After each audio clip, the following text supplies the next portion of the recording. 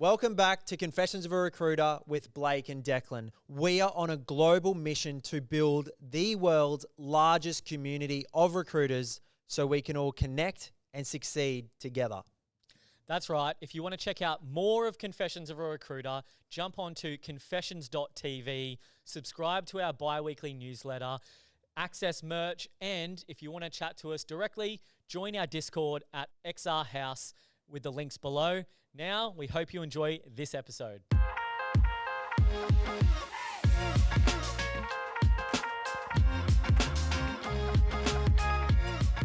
right, well, let's kick off this episode. Today, we don't have BT. He's sick. He's ate a lot of swordfish, the wrong swordfish, and he's been vomiting for the last 24, 48 hours. So he's a no-show, but nonetheless, the show goes on. So thanks, Krystle, for coming up. We couldn't bail on you, so it's just me tonight, unfortunately.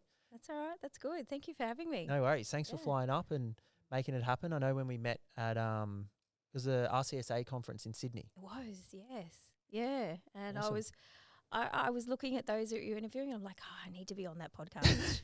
So I hunted you down. Well, thanks for reaching out. It's awesome. So I reckon there'll be a good story to tell. Yeah. You've had a pretty short or consistent career, like only 2 employers in recruitment, Yeah. Randstad and now your own business. Yeah, yeah. So do you have anything different as to why you got into recruitment, or you're like all of us and someone knew someone and you fell into it, or what was I don't think life like before Randstad? I don't think anyone sets out to be in recruitment. I No. think that naturally people fall into it. Probably my biggest thing is I actually came from real estate. Really? What were you doing? I was sales agent in real estate. Selling real estate? Yeah, had been for 7 odd years. Yeah, okay. And my biggest thing was I knew, like, it was back then it was a boys' club. Yep. I won't say how long ago because that'll give my age away. But it was a real boys' club, and you know it did take away, you know, from that real big balance. You know, you're working every weekend, Yep. which was quite significant if you want to sort of evolve into having families and things like that. So I think I wanted to really start expanding around, you know, what am I able to do to then, you know, not at the family at that point in time, but, you know, fast forward 10 years, you know, and I went to a recruitment agency. As a candidate, or as did you a apply for a candidate. job? Yeah, As as a a candidate. candidate. And went to 2 recruitment agencies, and at the time it wasn't Randstad, it was actually Select Appointments. It was before Select had been bought out by Randstad. Oh, Randstad bought them. Yeah, and so I had been offered, they come back to me and said, we think you'd be a great recruiter. I think the biggest thing that was happening in Newcastle for Select Appointments at that point in time is that they tried about 3 other consultants who hadn't actually survived and hadn't been able to, you know, go through the duration that you need to, that hardcore 12 months of really hard sales, hard driving it. And this was back when the GFC was happening. And they kind of said to me at the point in time, you're our guinea pig, you're the last person, and if you don't actually make this happen, we're going to close down this division of Select Appointments in Really? Newcastle. What was the division? It was the business support. Yep. Yeah. So no pressure. So you're changing careers for the first time. You're going, and that's the message they send you Yes. on day one, or like how far were you into the job? Or beforehand? That was interview. That was at interview stage. Yeah. It's like, this is, if you want to come in and this is what you want to do, like, this is where we're at right now. And what was the thought process? Let's do it. Yeah, you just said yep. Yep. See, that's what makes a good recruiter. Yeah. And obviously you've made it one hell of a career out of it, but where does that come from intrinsically? Is that from growing up? Is that from like, mate, I do not want to work Saturdays, so I'm just going to say yes to this job and work it out? Or I think is that always what you like? No, it's definitely I think it does stem from growing up, but I think most importantly, it's probably people telling you can't do something. You're like, no, I can do it. Don't you worry. Watch this space, hold my champagne. We can do it. And 7 years in real estate, were you a better real estate agent or a better recruiter? From a real estate perspective, I probably bought real estate these days is a lot more balanced from a gender perspective, and females are a lot more detailed, you know, so I like, without, you know, discounting males in the industry, I feel like they are able to give vendors a lot more than what males can generally give, you know, around the aesthetics of things and the detail of things. So, did really well in that industry. I really liked it, but yeah, recruitment become my thing. And what was your first month like? 6 months, 12 months? I Was was it duck to water? So 2009 GFC. So it was hard. It was hardcore. There was no iPhones. There was no laptops. It was you leave the office. There's nothing to take with you. There was no laptops in 2009. Not in our office, no. Really? No, So how was it? in your desk? So I would say that I was doing 16 visits a week in the GFC. And if you walk through the door after that many visits per week with a job, then you did well. So people would see you, Mm. but they wouldn't give you a job. Correct. So what was the pitch to? What was the point? Was that just, hey, I want to build a relationship? Yeah. I know it's tough, but it's going to come back soon. I'd Yeah. rather you know us. It was really driving the contract base at that point in time because permanent was probably very scarce when you're working through that GFC period. So really driving that contractor base, and we were particularly on the New South Wales government contract at that point, so leveraging off that as much as we possibly could. I walked into the business and we had 12 contractors, so 12 temps, and that was the only revenue that was coming in at that point in time. So once I'd gone on my first round of maternity leave within 4.5 years, we had 140 temps in that government space. So we built it within that period up to that level, just in that government space outside of the commercial side of things. Nice. So I think the strategy for us was to really leverage off that contract, knowing that government still had spend. They had budgets that they could still utilise, was where we would leverage off the opportunity to really grow consistent revenue, reoccurring revenue, to keep the business going during that period, which was, tough times. GFC was pretty hard. Yeah. And what was real estate like through the GFC? Was it hard to sell? Yeah, it was. It was a matter of, I'm trying to think back that time. It was really dependent on location, and where investors could come in at that point in time. Mm-hmm. But yeah, look, it was still tough times. Yep. Because people, it's very different to now. Like it was a lot more. They say we're going through, a potential recession or whatever it might be now, but it is nothing like what that was back then. No. It's not even similar. We say recession right now is still job rich. Well, that's what's unique about this situation, because this will be the first time in history almost where unemployment is this low in a recession. Usually when there's a recession or fear of financial collapse or anything, usually unemployment is through the roof, not really low like what it is now. Yeah, it's so different to what it was back then. Like it's not even comparable. No. So you mentioned you got, in 4 years, you built up the contract book at Randstad, or was it still Select Partners? Within 12 months of actually being in Select, that's when Randstad acquired the umbrella of the Select group. Yeah, okay. They were actually called VDOR, and there was a number of umbrellas under VDOR. Right. And Randstad actually acquired the whole VDOR group. And that's when we converted. So not only were we working through a GFC, but we're going through a GFC with a complete rebrand. So, two challenges in one, through what were difficult times, to build and rebuild, and then, having to re-educate clients and candidates. We're still the same business, still the same people, doing the same thing. So, it was certainly changing a over challenge. payroll systems, internal systems. Yeah, absolutely. That stuff's and getting painful. people to realise that we were, like Select was then Randstad. Yep. Yeah. And what was do you remember your numbers or how you built that desk from scratch? Was it just through just sheer determination and hard work, or? That's what it was. Yep. Yeah. And because I had come in and I was the only person at that point in time, the biggest challenge was there was no receptionist. There was no resourcer.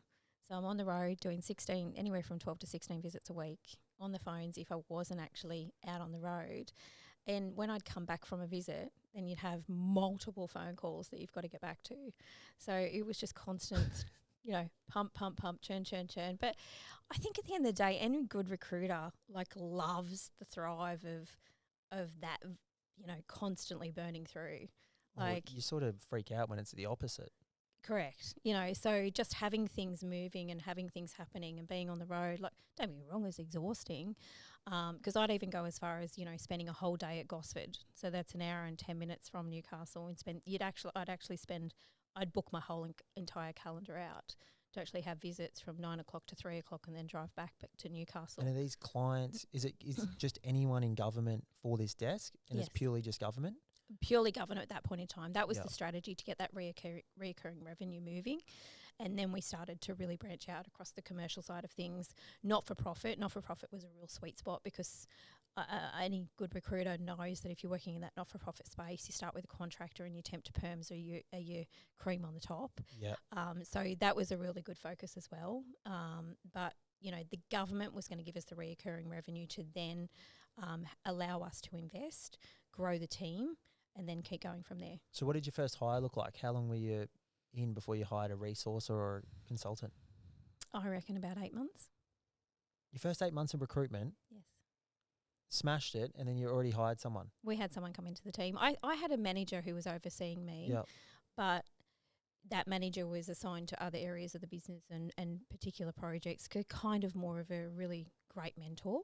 Yeah, nice. To, you know, really have a sounding barrier and have that approval element of certain things that we might do and whatnot. But from a day-to-day perspective, I was very, very much on my own.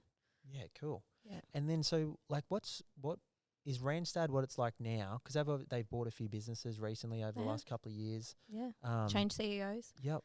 Yeah, Yep. there's a lot of stuff happening on the top end of all these. Like, Hayes have had a big shake up. Everyone's sort of.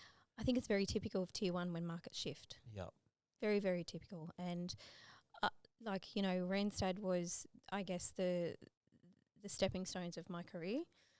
You know, I was there for 12, 13 years. And it certainly gave me what I needed to create the foundations of where I am today. But, you know, I've also seen a lot of incredible people leave. And I can say to you, I've got 3 Randstad recruiters in my business. Really? One of them's just opened my Wollongong office Yep. at the beginning of the year. So as I come over to our business now, you know, I highlighted the ones that, and I earmarked the ones that needed to come into our business as well, who were just incredible operators. And I think that when you are in a tier one, it's very institutionalized. And don't get me wrong, they do give you the foundations, but it is very limiting and glass ceiling view in the fact that innovation, your thoughts beyond what is the normal are capped. You know, so your really good operators have to have the space to breathe. They have to have the space to think outside the box.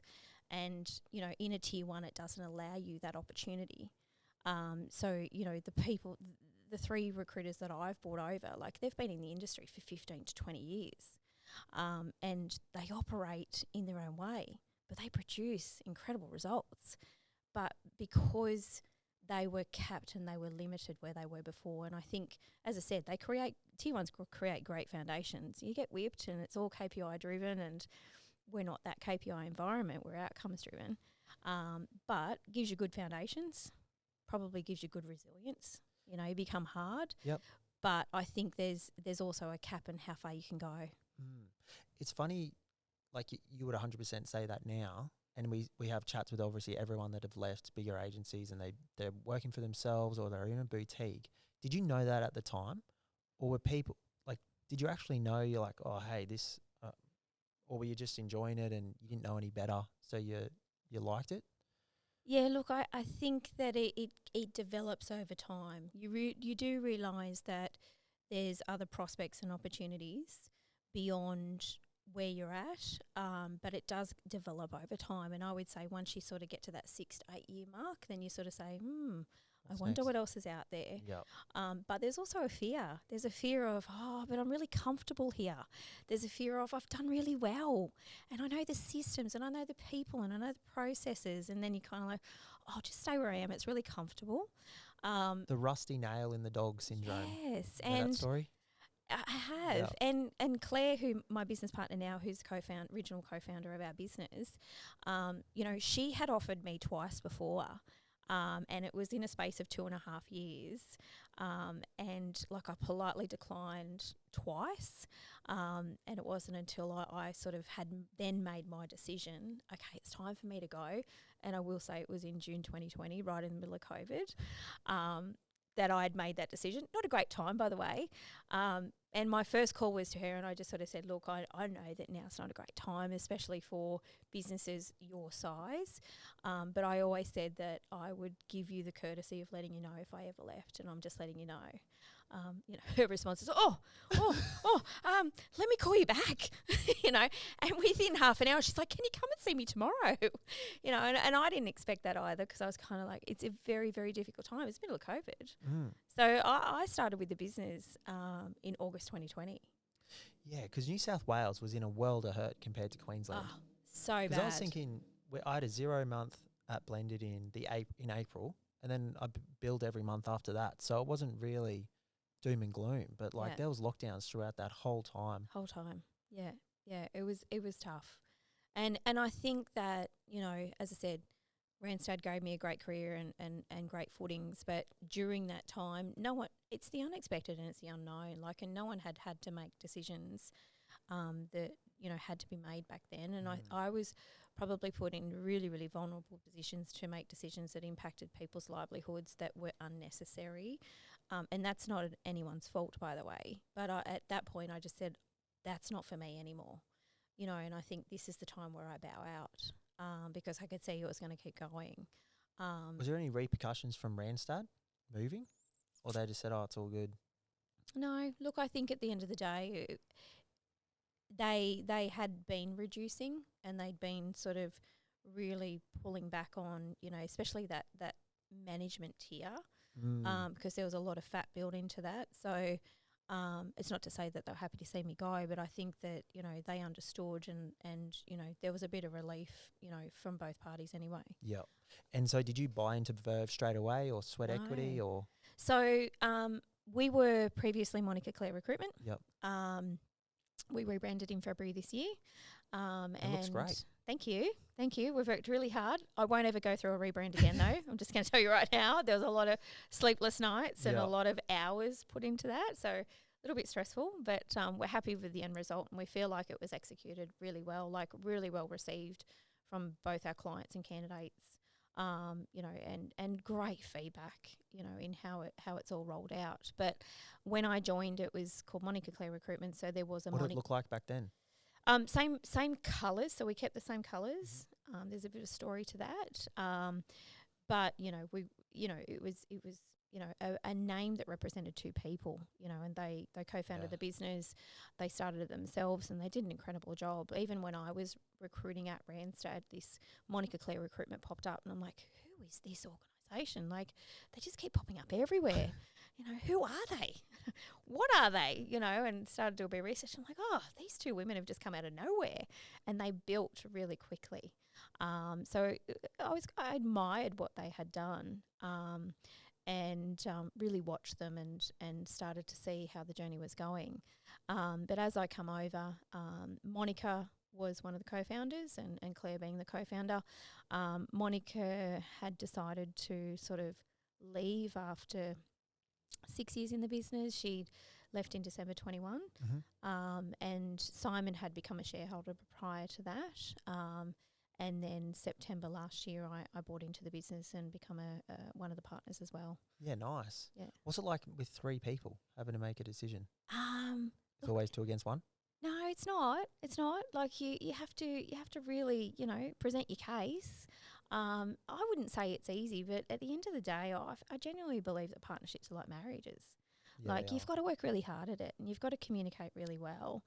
And communication is key. I wouldn't say that we've ever perfected it.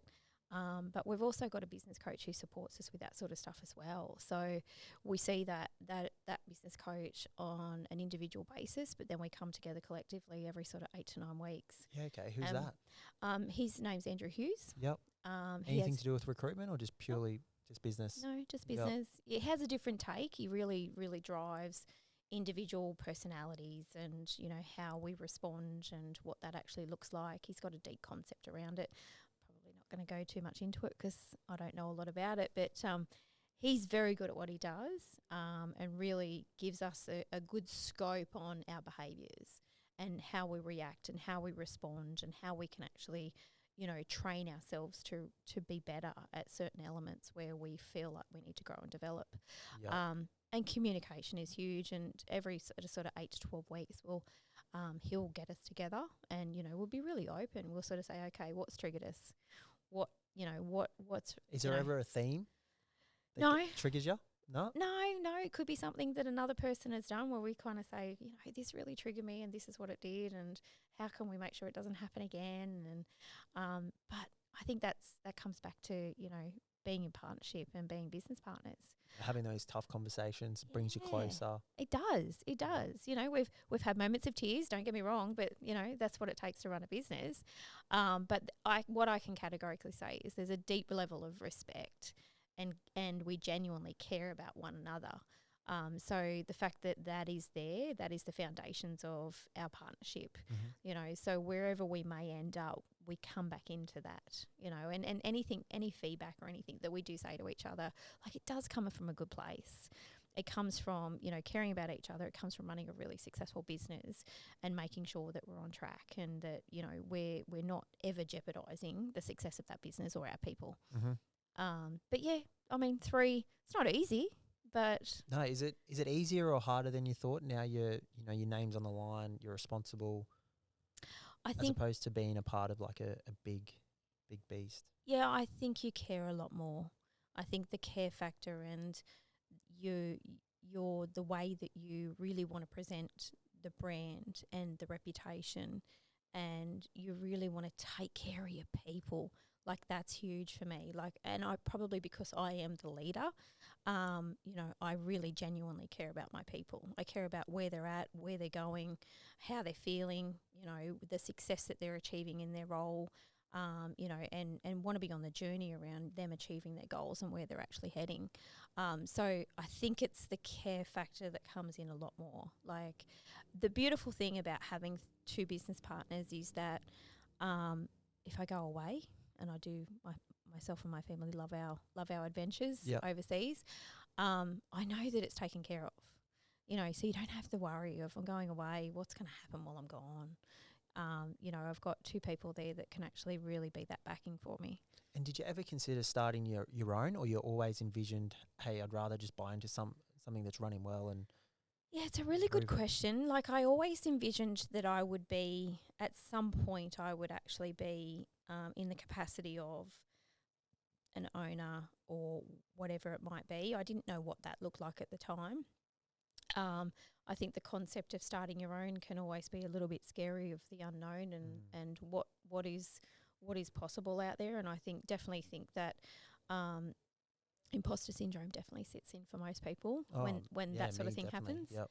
And you doubt yourself, and it's about talking to yourself and getting yourself out of those things that are setting in your mind.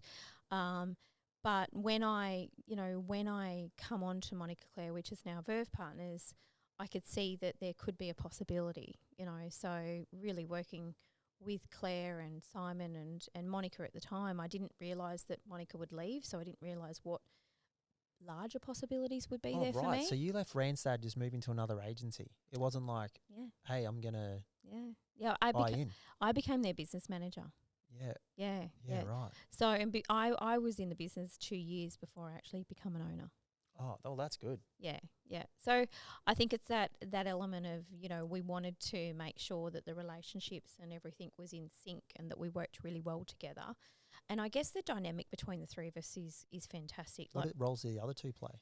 So Simon runs our executive search business, and Claire, she floats between, she loves being on the tools. She's a typical recruiter at heart. Like, if you give her a bone, she'll run with it. So if there's a role that she says that there's 2 other recruiters on it, or you can't feel that we've had no luck, without a doubt, she delivers. So she will get on the tools in executive as well, or if there's, quite unique roles that don't fit within the disciplines across our specialists with our recruiters, she'll jump on board. But she's also involved with the standard operations. So outside of me being a leader, she'll be really involved with the day-to-day operations and or the brand and the marketing piece. Like Claire's really great in really being out there, being the face, attending networking events, being on stage. We sponsor a lot of events, and you know, that's what I want to talk about. she's really that face. You know, we talked about me being nervous about, you know, really this being a big thing for me coming onto a podcast, like her being on stage, like she's got that natural ability. You know, I'm quite happy for her to do that as well. Yeah, nice.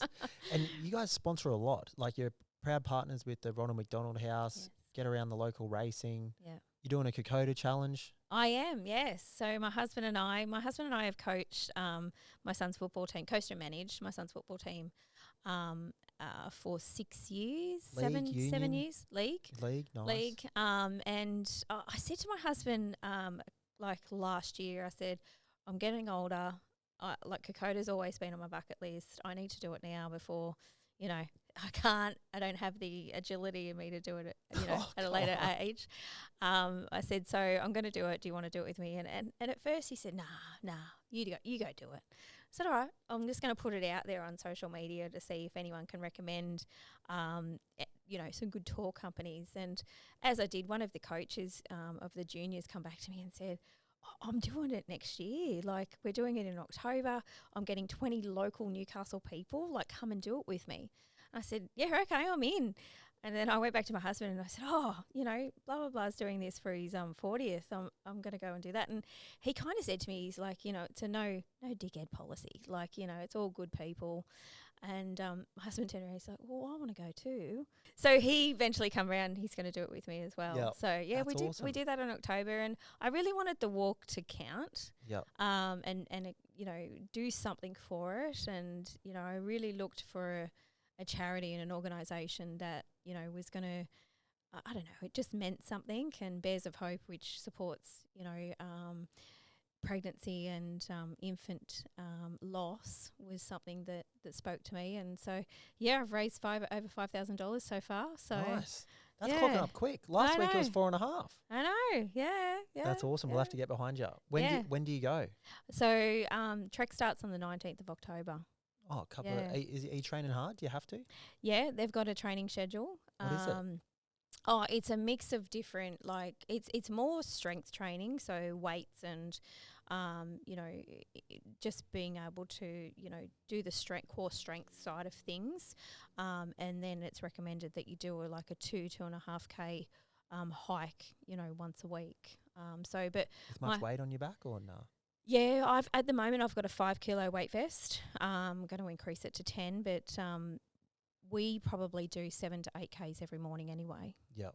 And then we've started to incorporate their recommended training schedule every second day. 7 to 8 Ks a day. How long does that take?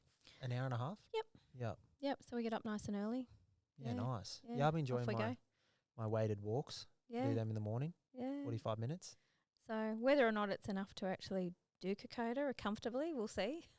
Yeah, that'll be good though. Have you done something like that with your husband before? No, this will be our first. I mean, if we love it, then we'll definitely explore other different hikes. But this was the bucket list. Yeah, me and Dee, we did our one of our first dates we went on. We'd known each other for like 6 weeks, I think, and we did Tough Mudder, 20-kilometre Tough Mudder. Yes. Yeah. And she smashed it. So yeah, it was all good fun. Tough Mudder's coming up. It's one of the Ronald McDonald House charity things coming up next month in September. Yeah, Verve might be looking at doing that with the team. Yeah, nice. For those that want to be involved as well. Yeah. So I said, yeah, I'm happy to do it as long as I don't pull an injury. And then it wipes you out for Kokoda Trail. Correct. Yeah. That's right. Got to be very careful. Yeah, Dee did one a few years ago. It was like another one, and she broke her back. One of her dad's mates flew into her back and down one of the mudslides. Wow. Yeah, they were just sending people down. It was pretty unorganised, and then, no good. Wow, that's intense. Would they have to helicopter out or? No, they thought, oh, mate, as if you broke your back, you'll be right. And then she's like, I've got like sciatic nerve down my leg, and there's all this stuff's not right. And after like, a week, they're like, hey, we'll go to the hospital, and you've broken your back. Wow. So she just never thought that would have happened. And she just endured through it. Yeah. Yeah, wow. Oh, and then a lot of painkillers and everything after. once it Yeah. happened. But yeah, That's insane. it was full on. Yeah. I think it's important to do that type of stuff with your partner, Yeah. seeing them in a different light, as opposed to always just coming home, seeing them, and Yeah. going to work. We both work very demanding roles as well, so the kids get to see us, working very long hours and having to commit to certain things. Like today, when I walked in, my son's calling me. He's actually quite sweet. He's like, "Mum, just want to make sure you have a good podcast." Oh, nice. And I thought, "Oh, thanks, darling." I think it's good for them as well to see the hard work that we put into it. And then we can do the things that we've done as a family, and we travel a lot and give them those experiences. Nice. What have you done? What have we done? So we've taken the kids for a month-long tour in an RV around Canada. Oh, wow. Yeah, so we've done the west of Canada, which was pretty incredible. Yep. We've done Christmas in Quebec and New York. We just come back from Vietnam in January and done from the north to the south. So yeah, they're very fortunate children. They How old do are they? understand. 10 and 10 and 8. nice. And we're earmarked to do Christmas in Finland this year, which is pretty cool. Wow, that's where all the reindeers are in Santaland. Santaland. Yeah. Santaland, yeah. That's epic. Yeah, And how do you plan for them? In what way? Just like pin it on the board, or is it like, kids, where are we going? What are we doing this year? Yeah, they get involved. Yeah. They get involved. Santaland's been earmarked. We were meant to go the year of COVID 2020 for Christmas. So it's been booked and earmarked for that long, and now is the time to do it, which I think they're at a better age anyway. But yeah, I mean, it's going to be a pretty phenomenal trip, to the point where, we get to have on Christmas Eve a special private visit with Santa, and we go up to Levi in Finland and have an stay in a glass igloo, and so That's awesome. yeah, we're probably we work really hard, and when we're not doing those sort of things, like it's very long days and sacrifices, and like my husband was in Mudgee in the last 2 days, and my father-in-law had to drive 40 minutes at 4 o'clock this morning so that I could get on a plane to come to Brisbane. So there's a lot of sacrifice involved. What was he doing in Mudgee? He's working. Yeah, okay. Yep. Is that a mine? Yeah, he's Yep. he's a commercial manager of Australia for a mining organisation. Yeah, okay. Yeah. So Yeah, nice. yeah, so we pretty intense. Yeah, that's awesome. But at least they get all those experiences. They do, yeah. So I think our biggest thing is giving them those experiences, but making sure they appreciate it as well. Like it's not just there. We work really hard for it. Yeah, because I've got another kid, a son coming. I've got a stepson, Archie, who's 13. Sage is 4.5, who's a girl, and then we got another baby due in October. It's exciting. Congratulations. Yeah, thank you. Yeah. But it's really hard to manage that time with him, like as a business owner. Like I had it pretty dialed in and relaxed when it was just blended, and I had a little team and probably work 35, 40 hours a week, no weekend work, and do all right. But now we're sort of back in startup phase with Ex-Recruiter and managing a couple of things and this, and it's all just happening. But that time each day with your kids is super, super important. It's huge. Absolutely huge. You got to have the moments whether it be a sit-down moment, how was your day, or read a book moment, or, my daughter's into various TV shows, and she's gone from cartoons to let's watch Friends, Mum, or whatever it might be, and if I can just get a moment where we sit there and we have that moment, then that's what we do. Yeah. Did you know that just because you're a mum, or did that ever dawn on you to be like, hey, I need to spend more time because we've got a hectic schedule? Yeah, you've got to make a conscious effort. Yeah. Otherwise, we could sit there all night with our laptop on, and we could just keep going, because it's never Business ending. never stops. Yeah. Business never stops. There's always something going on. My husband is of a night time generally. He's dialed into China or Germany at all hours of the night, so we could just sit there and keep going. So it is a very conscious effort to say, right, between this time and this time, before bed, once they're ready, what time are we spending with them? Yeah, big time. Yeah. Hey, just wanted to jump in here. We got a confessions hotline, so give us a call, send us a text if you want to share any juicy stories, or even just ask a question that's been on your mind, because we'd love to hear from you. The phone number is 0485 865 483. Enjoy the rest of the show. Going back to recruitment, so you've got a couple of, you were saying before the podcast, you've actually got some really good recruiters. Is that? Have some fantastic recruiters. Yeah. Yeah. is that because, like, how do you make a good recruiter? Like, how do you make them, top billers, motivate them, inspire them as a leader? Yeah, I think it's one of those things where we've been very fortunate that we've had really well tenured recruiters come into our business, but it's giving them the space. It's giving them the space to understand and drive their own market, work within their own space, because they're all specialists in their disciplines and their verticals, and not having that dictatorship. It's not sort of driving heavy KPIs. It's being strategic and having them involved in those strategic discussions. Tell me about your market. Tell me, what's going on right now. Tell me where your competitors are. What are your competitors doing? What's our differentiator? What's your differentiator? What are you doing about it? And allowing them the ownership of their own space. Yeah, that's interesting. So my catch ups with my people is it's about strategy, it's about market analysis, and it's really driving the direction from there. So my biggest thing, it's not dictating what you need to do. It's saying, tell me what you're doing, and tell me why you're actually doing that. What are you going to get out of it? Have you thought about this? So it's adding value to what they're already thinking, and making them think beyond the barriers of where they are right now. So let's think bigger. So what you've got right now is a fantastic idea. What else can we do? Let's go again. What's bigger than that? And what is the biggest point in our industry is of being a differentiator. Like, we've really driven our business around that and wanted to be perceived as a very different firm amongst the rest. So there's a number of things that we've done to make sure that we've been doing that in our business, and our recruiters are on board. They love it. Yep. And was it hard to get buy-in, or how did you start talking to them like that? Is that just I think it's from because leading people for a while, or? I think when I reflect back when I was at Randstad, I become a branch manager in Newcastle, and then I was promoted to state manager of our blue collar business. So I had multiple branches across New South Wales, and my understanding with that is that I'd have the opportunity to breathe, I'd have the opportunity to be innovative, and have the opportunity to really think strategically, but I was still very bound by certain ways. Yep. And I guess ideas probably weren't as accepted, and what would be outside of the box wasn't sort of considered.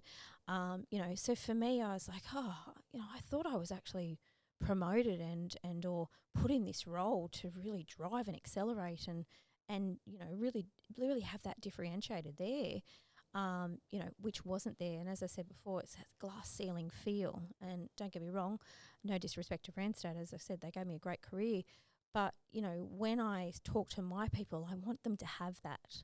They should be the decision maker of their journey, with a great brand, a great leadership group supporting them and giving them additional ideas and tips and different ways that they can accelerate what they want to do. Yep. But treated like business professionals. Like, they've been doing it for 10, 15, 20 years. They know what they're doing. They're experts. Yeah, you don't need to tell them how to recruit. They're running a business within a business. Yep. So you speak to business professionals the way that they should be spoken to. And that strategic discussion is what yields the success that they want and the success that you need for the business. And going back to the 3 that have joined from Randstad, where were they at Randstad to where they are now? So it's so funny. One of them, I actually as I a month before I left, I poached her from another division. She was a manager, and I had her come into my team as a BDM. And then I had to deliver the horrible news that I was resigning, and she's just horrified. She's like, "Why would you do that to me? You just brought me over. Why are you leaving?" And I said, "Just come with me. Come on, just come over with me." The other one had left Randstad and gone. Oh, so you said, you're moving to this division, but I'm leaving now, so you just need to come with me to my new company. Yeah, okay. She said, "All right, we'll just give it a month." Nothing cheeky there at all. Yep. One of the others had been at Randstad for a very long time. I'd worked with her at some point, and then she'd moved on to other firms. And then I said, "Come over with us," and just knowing the way that they worked and knowing who they were. And I guess the really important thing for our business is it's not one model fits all. Like, they're all very unique and they're all different. They're all got different personalities. I think it's really driving your business to be accepting with all types. Don't try and make one model fit, because you know, what we've come to learn, and, you know, unconscious bias says that you should have all different strengths and all different personalities in your business to really adapt and you know, make sure that you're really circulating the market to what it's actually looking for. So they're all very unique. They're all different, but they're all brilliant. Yeah, I think especially you see when people are building a business, they sort of, and maybe you experience it with clients. I know I definitely do. They just go by what works. And they're like, oh, hey, that 25-year-old, I don't know, person from real estate, they work. So now they just want to hire carbon copies of you every time. And you're like, mate, it's not how it works. No. And I genuinely believe, like, they all work in their own vertical. You got to be passionate about your vertical that you work in. That's key, hey. You know, so if you don't love construction or you don't love engineering, then that is not your space. You've got to find the area that you are completely passionate about, because your clients and your candidates know it. They can see straight through it. They can, you know, and so we've been quite fortunate to place the recruiters we have in the business in the fields that they love it recruiting in, and they know it so well.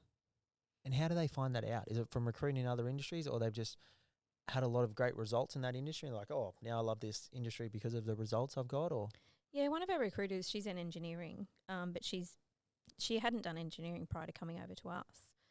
So she's been doing it for 2.5 years. Prior to that, she was in education and from the UK, and would recruit, you know, for high-end schools. And that's a massive thing. Principals across the world. So her visits didn't reside locally up the road. Her visits were in Dubai and other countries. Wow. You know, so she was in education for, you know, 15 odd years.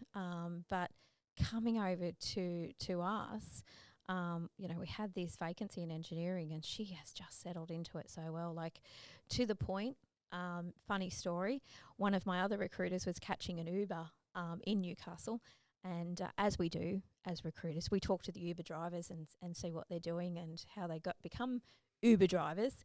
And do you tell them you're a recruiter? I always get really scared of telling Uber drivers I'm a recruiter, because then they'd Depends hit me up for a job. Depends what where the it's Uber at. driver's at. Yeah. Anyway, she happened to find out that he'd only flown into the country that week, and he was an engineer. And she's like, "Oh, you should speak to our engineering recruiter." And he said, "Oh, where do you work?" "Oh, Verve Partners." He said, "Oh, yeah, I spoke to Lottie. I literally was talking to her, and as I was coming into the country, and flew into Sydney." Like, she's just all over it. She knows every candidate in the local market, and she knows where they're at, what they're doing, and where they're going. And I've never come across an operator, and as I said, I'm just referring to one particular person right now, like, they're all brilliant. I've never come across an operator like that. Someone that could sort of pick it up a bit. No. No? They're all great. You don't favour a child. And so very candidate driven. Is that UK recruitment, or? What do you mean? Well, like, I don't know many recruiters that are that candidate driven. Like, a lot of them are like, let's get a job and we'll find candidates. Yeah. Just you know, I think it's one of those things, if you're working in your own sector, you got to know. Your candidates become your clients. So you got to be very careful. And I think this is where we become a differentiator in the market. Like, one of the biggest things that we say in our business is we don't stop at an invoice. So for us, it's about the whole experience for both client and candidate. And historically, what I have found is that candidates have always, there's been a complete imbalance in the experience and the service that candidates receive as opposed to clients. But, you know, we've really tried to change that in our market and in our sector. How? Just getting back to people? Yeah, absolutely. You know, giving them the time, letting them speak, letting them understanding what they're looking for, but also, you know, identifying what possibilities are out there for them, educating them, giving them tips and tricks. Like, if their CV isn't up to scratch, okay, let's coach you through that. Let's support you through that. You know, and one of the biggest things that I've noticed from us around, where I say to you, it doesn't stop with an invoice, is that, you know, we'll go beyond the invoice. Once it's raised, that's not it. You know, we're not done. We'll go and see them out the first week, month, 3 months, 6 months, 12 months.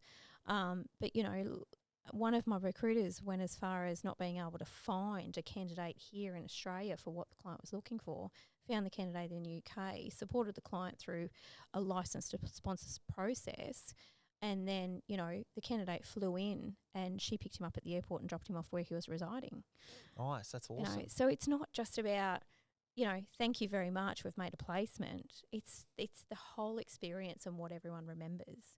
For us, that's where we get our repeat business. And I'd probably say 70% of our business is repeat, based off the service that they've already received and what we've been able to deliver. Yeah, you want it to be. It's too hard always trying to get new business all the time. Yeah, exactly. And I think for us as well, as I said, we've got 2 office locations now, but both are very similar, Wollongong and Newcastle. And it's a small community. It's not what you know, it's who you know. So you've got to be very, very careful around, you know, how you deliver and what you deliver and, you know, what is the then service thereafter. You know, and probably one of the biggest stories that I remember in our business is we had it's an executive recruit. It was a requirement for someone who needed aviation background, probably a dozen people in Australia who had actually had that experience. And Simon, my business partner, went through 6 lines of connections and networks that he had to identify that there was someone in Christmas Island that actually would be perfect for this role, and then you know, utilise those connections to get his contact information, placed him in the role, but went as far as going to the open house, FaceTiming him during that open house so he could do a view of the house to bring his family over and convince the real estate agent to give it to him by telling him the story. You know, so it's not just about, yep, there's a job, there's a candidate, we've done our job, see you later. It's the experience, and that is the biggest thing that Verve has now really tried to establish. What is the experience that every candidate and client has? Like, that would be unheard of if you're in Randstad or Hayes. Yes. That just wouldn't happen. Absolutely. They'd be like, you're not going anywhere, mate. You're staying here and just get it done. And it was only a few weeks ago that we had a candidate who was starting in a contract role with a client, and finding parks in Newcastle at the moment is so hard because of all the construction going on. And candidate rang and said, I'm going to be really late. Like, I just cannot get any parks, you know, where I am. And, you know, Claire, my business partner, said, come and park at our head office. I'll drive you to work and I'll come pick you up. You know, so that the client had their candidate there, and so that the candidate could, you know, stop stressing and be there on time, and both of them were happy. Nice. And what's the split between perm, temp? Yeah, so at the moment, we've got probably about 30% of temp contract. The rest is perm, primarily most of it, it's all retained. We only mainly work under a retainer model. Interesting. But the big focus for us and the big drive for us is to increase that temp contract base, you know, so we've got that consistency of recurring revenue as well. Yep. Yeah, cool. So that's a huge drive. Primarily, we've always been a very heavy permanent business, but, you know, really trying to drive that other component so that we can balance it really well. Yep. It's done well, like 20 people based off perm, and now it's 30% temp. Did temp come in when you came in, or has temp always been? No, it was there. It was there. It was definitely established, and the government contract had just been established as I've come in as well. So it's just been really driving it. Yeah, nice. I think the challenge with contract, which most businesses would have faced during this time, is, you know, if you can find a candidate in this market, or what has historically been the market post-COVID, you know, it is far more lucrative for them and for businesses to put them on permanent as opposed to contract. So that has impacted the ability to grow that contractor base prior to this to the level that we want. But I think as we see the market starting to shift a little bit more, we can start to really invest in that as well. Yep. Yeah. And how do you structure your retained? And like, what's your pitch to win a retained? So I think the biggest thing for us is, this is a great question because I have to keep asking all the time, you know, why do recruiters keep working for free? Like, why are recruiters still working on a contingent basis? Like, for us, we consider ourselves as like advisors and educators in the space that we work in, you know, and so we sit and we reside, regardless of whether it's been confirmed, in that professional services space. Your accountants and your lawyers and everyone charge fees through a stage, and the man hours involved. And so for us, it was really elevating our industry and respecting what we do and what we can offer from an educational perspective, and the service that we can provide. So for us, you know, we work under a retain model where it's a third, around the progress of how we actually work. But I think at the end of the day, you know, we all know that, you know, if you're working contingent model, clients are not prioritised based on whether they're a great client. They're prioritised on whether or not they're a quick fill, and whether or not they, you know, consultants can make a fee and hit their budget for that month or that quarter. You know, candidates are not prioritised on suitability of the role. They're prioritised on getting a bum on seat so people can get an invoice out. Mm-hmm. We don't want to associate our name to that, because it's not the right way of recruiting. You know, and you tell that story to clients when you... Yeah. The best way to recruit is to actually have the trust, have the relationship, be able to educate them, take them on the journey, and, you know, be also compensated for your hours and your time that you put into that. You know, it's a craft. And that's where we really want to try and elevate, and we have been elevating what we do. You know, and once we've actually proven it to, whether it be a new client, we've got clients that come back and say, I want to work that way again. Yeah, it's good. I really liked that. I want to work that way again. You know, you guys understood what we needed. You really listened and you got the brief. You didn't just send any candidate over to hope that maybe one of them might work. You held back candidates because they weren't the best, because you said, we can find better than that. Mm-hmm. Here's what I've got so far. Give me more time.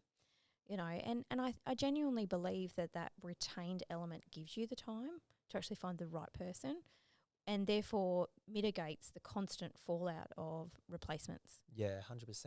It also keeps you up a little bit longer at night knowing you've got a retainer over your head. Correct. Yeah. Correct. You know, you're kind of like, I have to deliver. Yeah. Where is my client? And, yeah. you know, my team probably hate me saying it now, but, you know, they come to me, I can't find the candidate. I cannot find a candidate for this job. And I said, there is a stone you have not turned over. Where is that stone? Where is the stone? You need to find the stone. Oh, I don't know. That would frustrate the hell out of me. Just find them. Come on, find the stone that we haven't unturned yet, because there's a job. There's a job for every candidate. There is. But it's also, are you finding, I don't know what your consultant said to you, but a lot of clients sort of oversold themselves over the last couple of years. They made out they were better companies than what they were to get candidates, and we're this, we're that, and, you know, they're not. Yep. The last 2 years has almost been picking good clients. Yeah, so it's really interesting you say that. We choose who we want to work with. So if there's a client that potential client that comes to us and says, you know, we want to work with you, or can you help us, or whatever it might be, if we can categorically say that we would not go work with that organisation, we choose not to work with them. So we want to feel confident and 100% reassured that any candidate that we actually place, that is their place. That's their work home. That's their forever home. Yep. They're not there for 12 months. You know, we want to see them for 5 years or 10 years and progress. So, you know, we have been known to turn work away where we don't think it's a good alignment, and ethics and values don't sit well with us, because my people categorically can't talk to candidates and say, hey, you know, let's go for this job, we'll put you forward here, if they genuinely don't believe it's the right place. So I think the quality over an invoice is probably what we prioritise.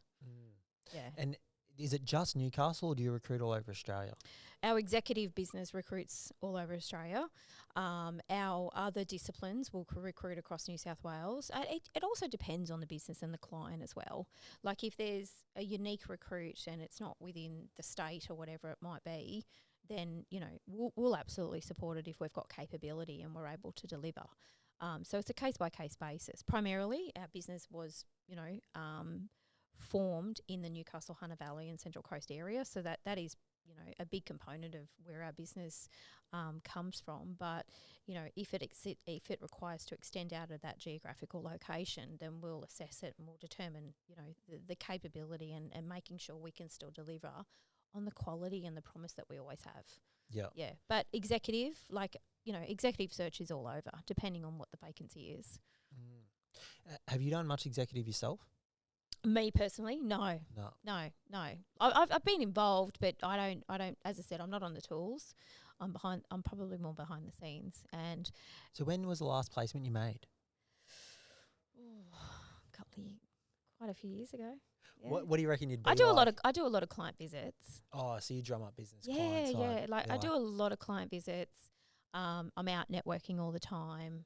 Really driving that do you reckon component. you still got it? If they're like, hey, we'll give you a brief. If can I you had just to get on the this one desk? done? Yeah. Well, it's really funny you say that. I had a briefing with a client so back when I was recruiting at Randstad, I worked across a number of different sectors and disciplines, and really love that because I get bored and I want to go do something else and I want to try something new. And one of the biggest things that I was heavily involved with for quite a few years was assessment centres.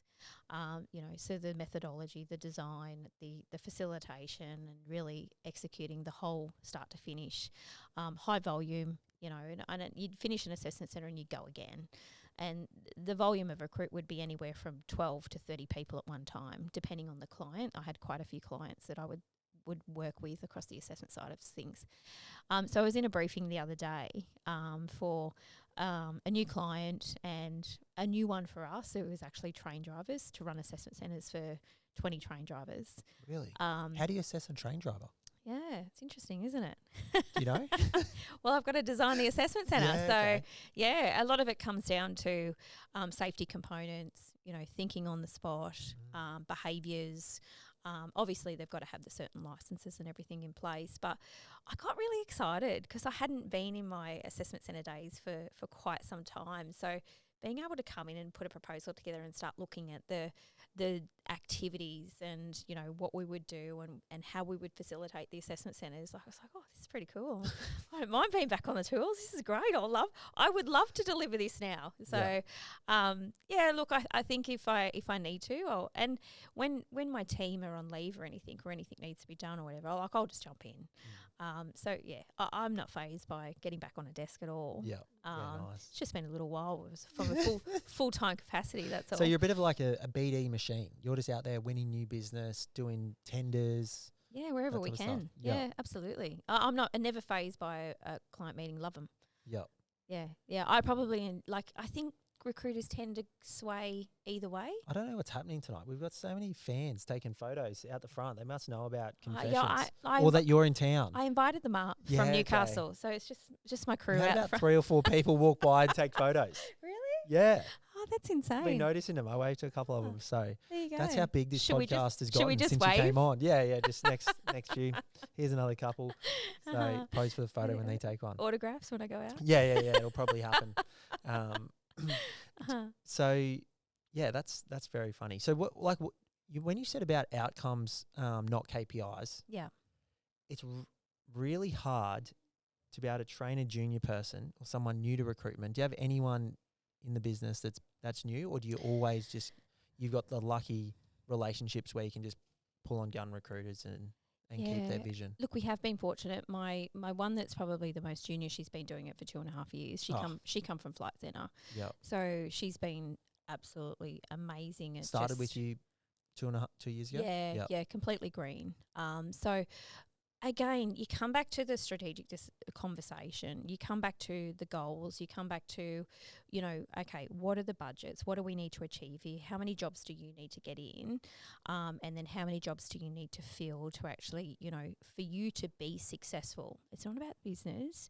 It's not about, how many phone calls you make or how many client meetings you meet. What is it? So it's about them being successful.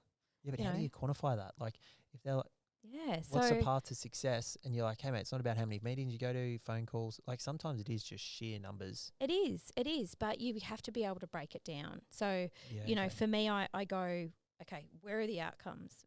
You've got a budget to meet, but what are your goals? What do you want to achieve? What's the earning capacity you want to be at? And then we work backwards from there. Okay, so this is how many jobs you need to get in. This is how many you need to fill. So in order to do that, we then sort of work back, right, what's your target client? Why are you targeting them? Where are our competitors? Where do you know there's opportunity? And what are you doing about that this week? So it's not about go and make 20 calls. It's about where are the opportunities for you to create the success that you need. and making them more quality over quantity. I don't want to see, come from tier one, do 30 BD calls a week and, do 6 client meetings.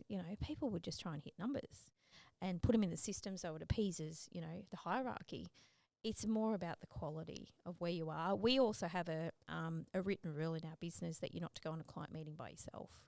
So every single recruiter goes on a client meeting dual. It's got more impact. But it's also cross-selling, because what happens is the recruiters have complete tunnel vision over their own discipline and their own specialisation. They do forget that there is a wider business. They do forget that there's other arms of the business. So if they're trying to crack a client and they can't do it in their own area, their peer might be able to make the first placement and create and establish that relationship. So for us, it's about cross-selling every single time. So we have a written rule. You don't go on a client meeting by yourself, you go on it with a dual, and if it's not with someone that is suitable, then it's with one of the directors. Really? Yeah. So that's pretty huge in our business, and we're really, really, I still know a lot of recruiters that are just doing client meetings on Teams, like ours are face-to-face. So you go on 3 client meetings a week. Oh, if you're in the town and you're doing a Teams meeting, that's face-to-face. Yeah. Face-to-face. And the thing is, you get so much more from face-to-face. Teams just get half the information.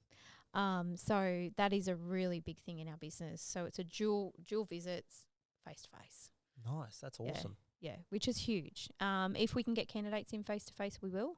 Not always the case. But I think the biggest challenge is, and what we're finding with competitors, is that candidates aren't even being spoken to or screened, and they're being floated left, right and centre. So without them knowing. Yeah, Really? It's huge. And I even caught up with an ex-colleague today who I'm trying to coerce to come over and help us open our Brisbane location. Randstad apart, eh? I'm not. They've already left. But we want to open a Brisbane location, so I'm trying to, influence and see if I can, get someone who knows the market really well. That's awesome. What desk would you want them to do?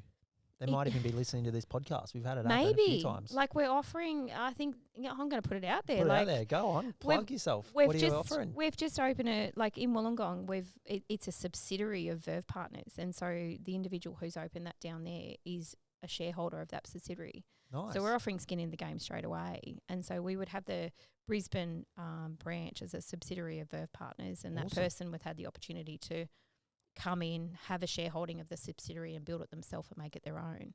So real skin in the game from the beginning. Buy-in or sweat equity? So they'd be gifted a certain percentage, and then after a period of time they can have the buy-in component as well. Yep. That's awesome. So you get a good balance there as well. But you said what area? It all depends on the individual. I think for us, Brisbane is quite a growing market.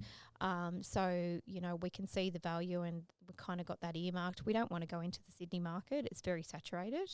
And our Wollongong business already goes into certain areas of that anyway. So it satisfies what we were actually looking for down there. But this is now our next sort of pigeonholed location of where we want to open. That's epic. Do you have a time frame or just the right person? Oh, look, my finance manager's looking at me right now. She's like, oh, what's the budget mean? This is what we've got allocated. I'd love it in the next 12 months. Yeah, she may not agree. She's looking at me and laughing. But, at the end of the day, it's about finding the right person. Yeah. Yeah. But you're on a mission to grow. Yes, huge. What do you want to do? What's the outcome? I would love to see our business in 18 months' time double. Yeah. Wow. What's the catalyst for that to happen? Just heads on seats or bums on seats? Yeah, I think there's a bit of, there's a... Is there room for people to perform more as well? Absolutely. We've just started to define our second management tier, which allows me a little bit of oxygen to not be so in the business, but working on the business, and then allowing, Claire, Simon and I to, look at these growth elements and be invested in it and be a part of the people. So we all go to Wollongong every couple of weeks each, make sure that the business is, that the person down there is really well supported, and, we're a part of it. We get on the tools down there. We're on visits, on the phones, that sort of thing. Nice. And we want to do the same here as well. So we've just started to define what that second management tier will look like. And then as we keep growing, then their roles will build more fat into their roles, and have them move with us. Go yeah. Verve. It's Yeah. all happening. I know. Rebrand, So new wha- office. Yeah. And so what is the business, where was it before you stepped in as an owner? Well, that was only in September last year. Oh, so So- has there been many more new headcounts in then? More billing heads. Yep. Yeah, I think there's 2 or 3 more billing heads. Slight reduction in probably more of the overhead roles, but we still present to have that unique talent specialist model. So our recruiters, because they're really high billers. What's really high? Well, What's your biggest biller? my biggest biller last year, she billed 160 in a month. Oh, so they're $1 million billers for the year? Not quite, Not quite. just shy. Yeah. Yeah. That's pretty good. Newcastle is pretty good. Yeah. Is Yeah. that the standard? Or is that good? I would probably say our recruiters average between at the lowest 500K up. Yep. Yeah, yeah. So Newcastle presents pretty well. Yeah, nice. Yeah. Because do you find, because they're sort of boutique numbers, hey, you always bill more in boutique than what you would at a, It's interesting, isn't Randstad? it? Yeah, yeah. Like, it's so funny because in your tier ones, and I'm not going to pick on Randstad anymore. We'll just say tier 1 now. tier one. Tier 1's like a good quarter is 100K. They celebrate mediocre, yeah. Yeah, 100K or 80K or whatever. Well, they it don't might want be. people to think outside the box. They're like, mate, we got a machine. Yeah. We're in a production line, and I just need you to keep. This is where volume versus quality comes in, though. You know, if they're just smashing out 30 calls for the sake of it, and 6 of those are quality, well, they're bound to only get the billings that they've got. Yeah, but they've got their own bank, They do. so they do something all right. So I'm okay not having my own bank because we're doing well without it. but yeah, it's interesting because I think more and more people are diversifying. Agencies are realizing what's important to them. That big business model in recruitment is obviously there for a shake up. Yeah. So that's awesome. Before we wrap things up, can you mention your 5 Ps? 5 Ps. So Yeah, of Verve. professionalism, passion, personality, pride, and pineapple. Yeah, tell us about the I knew you were Yeah. aiming towards the pineapple. So the pineapple's the fun. the fun, right? Yeah. Like, I think the biggest thing for our business is you got to love what you do and you got to enjoy the journey. Every recruiter knows you have your highs and lows and they come very sporadically. You could be on a high one, in the morning, in the afternoon, something's just gone to shit and, How you're do you back rule down that out? again. Is that because of lack of activity or inconsistent activity, or is that just, hey, you're on a high because you're counting the deal done in your bank account even though it's not actually done? Or What is? or the office just fell through, or there's been a counter offer, whatever it might be. Yeah, because you think it's done, it's not. Yeah, absolutely. So in the morning you're on a high. Yes, office come through. Yes, we're good to go. Afternoon, it's completely gone to shit. Yeah. So it's a walk around the block, righto. And I say to the guys, allow yourself to feel the crap. Allow yourself to be in the moment. Like, let it happen, and then get yourself out of that. Don't fester in it for too long. And get back on top of your high wherever you possibly can. Re-strategize. Think about how you're going to turn it around. What's the solution? Keep going. But be in the moment at the same time. So let the feelings happen. Yep. Because you got to let it happen. You got to let it fester for a moment, but then you got to stop. And get back on the horse. Yeah. But yeah, the pineapple is our fun. Yep. We're really, really passionate about having a good time while we do what we do. What we do, like, we're dealing with people every day. It's not easy. Like, it can be a really big challenge because people are really unpredictable. As much as they think you've got them all sewn up. You don't realise. Next minute, something comes out of the blue. How crazy people are until you do recruitment. Or I like the know. things the amount of coaching and support you have to give people, and I've got so and many it's stories irrelevant of the salary. back in my recruitment day of just behaviour that is like, wow. What's the craziest? We've got a few cards here. I probably know them all off the top of my head. you? What's the craziest reason someone didn't take a job or bailed on you? Okay, so I do have a story. We were laughing about this before I came, and I was like, I don't know whether to tell this story on the podcast or not. But back when I was recruiting contract temp within the government space, I had a contractor out. Hopefully this is not too bad for the podcast. That's all right. We've had some crazy stuff. Had a contractor out at a government department. I won't name who. And I got this phone call at like 5:15 at night, and it's the client and sort of says, we need you to terminate this candidate immediately. I'm like, okay, you know, talk me through it. Tell me what's happened. You know, and she said, well, you know, there's been a breach of protocol and safety around our regulations. This candidate has brought back someone into our back office, which is a security violation. They've gone they've gone into the disabled toilet and they're still in there and it's been 15 minutes. I'm like, oh, okay. She said, yeah, I think there's some inappropriate behaviour going on right now. Like, awesome. So, you know, had to wait for the inappropriate behaviour to cease, and then I had to call the candidate and sort of say, look, unfortunately your contract has ended immediately and we need you to leave your security tags and everything. And, the abuse. Like, I just couldn't believe. I was having a good time. Just couldn't believe the abuse. I'm like, haven't you done something wrong here? Like, this is completely inappropriate. But yeah, that was probably one of my most interesting moments and difficult phone call to make. Oh, like, and was the what were client you doing in the disabled toilet with a friend? Kalen Ponga was in the same situation. So He just had to work awkward. it out. Yeah. And you know, this is when we didn't have iPhones too. So it's like no recording, no photos. Where was the client when were they Standing outside on the phone and two are going at it in the disabled toilet? Yeah. Far out. It's just, and we're the ones that have to make the phone call. Like, we're the ones that have to discipline individuals who can't behave. How come the client? Oh, I suppose they're your employee. Correct. Yeah. Yeah. Yeah. So But yeah, it's never that a was dull interesting. moment. Very Yeah. interesting. And what happened? Did you replace him? I did replace her, and we did not represent her again. But It's the other way around. I see. I just presumed it would have been a male. No. She took the boyfriend in. Oh, Yeah. right. So, but I think the other one was for me. We were in Thailand on a family holiday, and this is when I was working, had multiple branches across New South Wales for blue collar. So it's labour hire, and we were in transit from Bangkok to Phuket. I was like, just switch on my emails. I'll just quickly check it out, because I don't know about you, but when I'm on holidays, I like to get rid of all the crap in your emails, so you're not coming home to 200 emails, 300, 400. That freaks me out, seeing those I unread know. messages. Yeah. Anyway, first email I looked at, I just was like, oh my God. Like, one of the client's permanent employees had sprayed flammable liquid on one of my temporary contractors and set him alight. And I was just like, oh my God.